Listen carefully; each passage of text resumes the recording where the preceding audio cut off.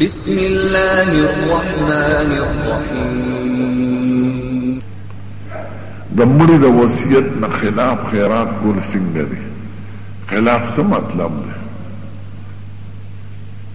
چې وصیت یې دا کړي چې خیرات مه کوه. نه، وصیت خو دې ته وایي چې زما د مال دا دومره حصه فلان کې ځای کې ورکړه، یا رول له مې ورکړه، یا مې غیر وارث ته وصیت نه کېږي. هغه به وکړي، وصیت مخکې دی د خیراتونو نه. خیرات هر وخت روا دی، په ړومبی ورځ خو رواج په شکل نه.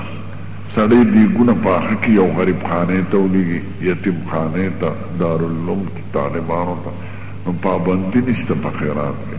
خو دا ښه کار نه دی چې جنازې له څوک د کلي خلک لاړ شي او بیا راشي پن شي ورته چې نن خو به دوی دیږو. دا ښه کار نه دی.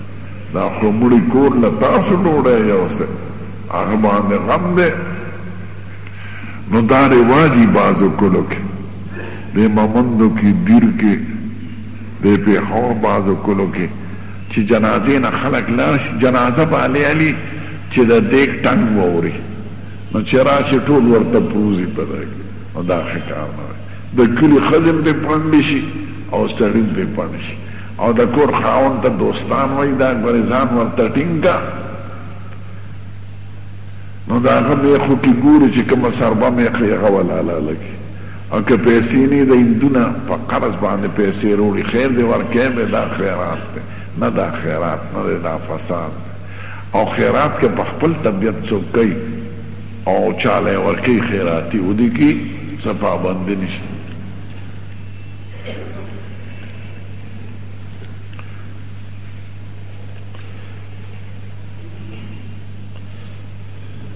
یو رنگ سات عیسایانو لپا چرک رنگ کئی، خیر دی.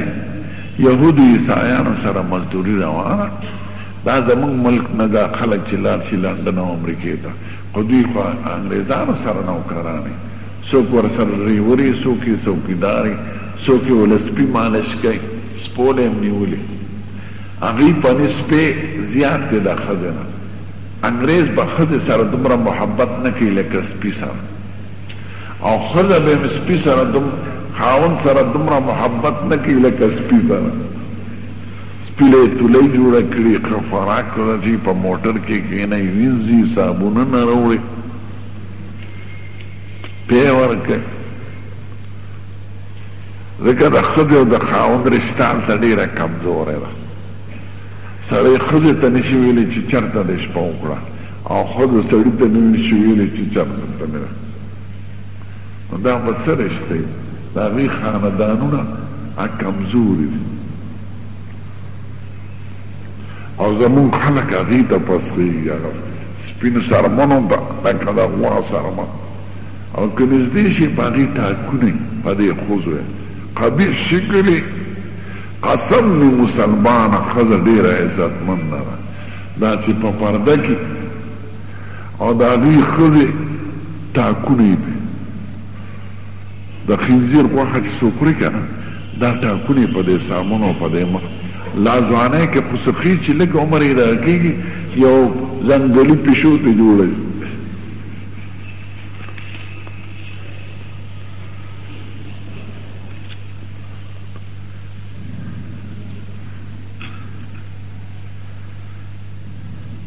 چې د ښځې خاوند مړ شي، نو د ښځې مال او د هغه په مال کې څومره حصه رسي، دا قرآن شریف کې بیان دی.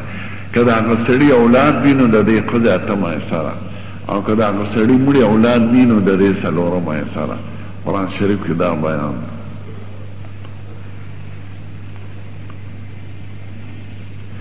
یو څاروي دی چې هغه امیدوار دی، نو په هغه کار کولی شي که نه، کار پې کولی شي، خو ظلم به نه کوي. داسې کار به پې نه کوي چې تکلیف هغه ته ورسي.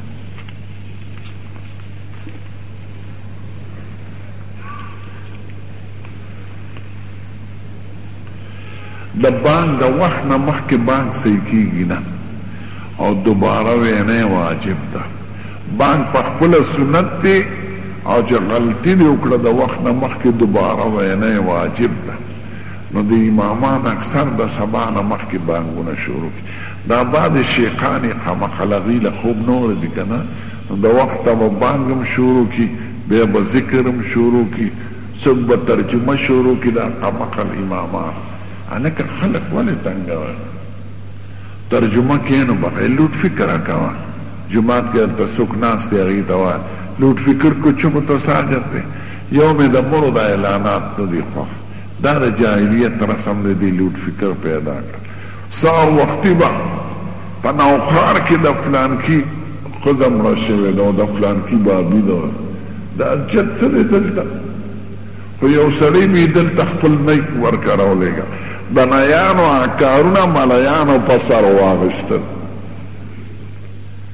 وایي 5 روپۍ ورکړي بس اعلان. د مړو اعلان ته څه حاجت دی په لوټ فکر کې؟ خو د محلې خلک خو په خپله خبر شي که بارې څوکي سړی ورولېږي، سهار وختي به د اواز کې غوږ کې د مړو قبر راشي. دا ښه کار نه دی، مړو اعلانات ښه کار نه دی.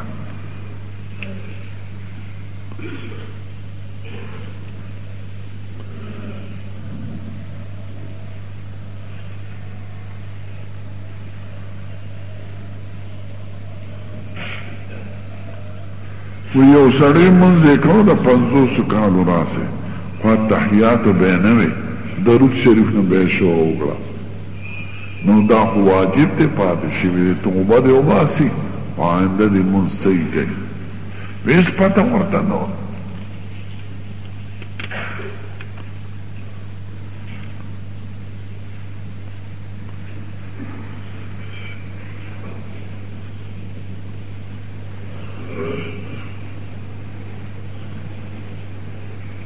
وی زما ښځه ناجوړه دا ورور ښځه دی او ورور مې دا منښته کړې وه که زما دا ښځه ښه شي نو 100 رکعته نفل مونځ به کوم او 3 روژې به نیسم.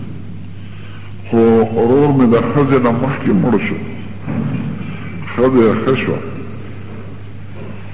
نو د هغې په ځای اوس نفل او روژې څوک نیویشي نه، بس کفاره دی ادا کړي. د یو روجې په سر 2 سیره غنم یا د هغې قیمت دې فقیرانو له ورکړي، ځکه د هغه په ذمه یو منښته پاتې ده. او د مونځ هر 2 رکعتو په سر دې 2 کیلو دغه ورکړي، نو د 100 رکعتو په ځای دې 50 کیلو غنم ورکړي خیرات، او د 3 روژو په ځای دې 6 کیلو غنم ورکړي، یا د هغې پیسې دې ورکړي غریبانانو او فقیرانو. چې کوم ماشوم روغ جوړ یعنی بدن نه روغ جوړ او مړ پیدا شي نو نوم وله کېښودل پکار دی، خو جنازه پې نشته.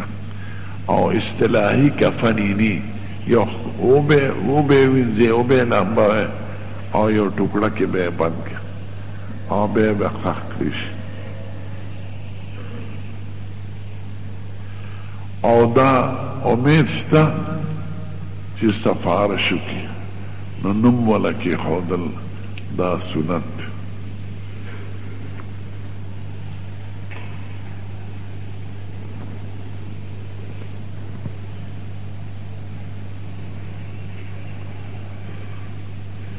جاوید یو سرکاري ملازم یم، زه خپل زکات د هرې تنخوا نه ورکوم او د کال په آخر کې حساب کوم زما که زکات شوی دی که نه، او بلکل شوی دی. زکات مخکې هم سړی ورکولی شي، بلکې کله مخکې ښي ځکه تا ته یو حاجتمند فقیر یا په خپل خاندان کې ضرورتمند راغی او لا د زکات د ورکولو ته حساب کتاب نه دی کړی، نو ورکوله خو ځان سره ولیکه، ځان سره ولیکه، په آخر کې هغه ټول منها که.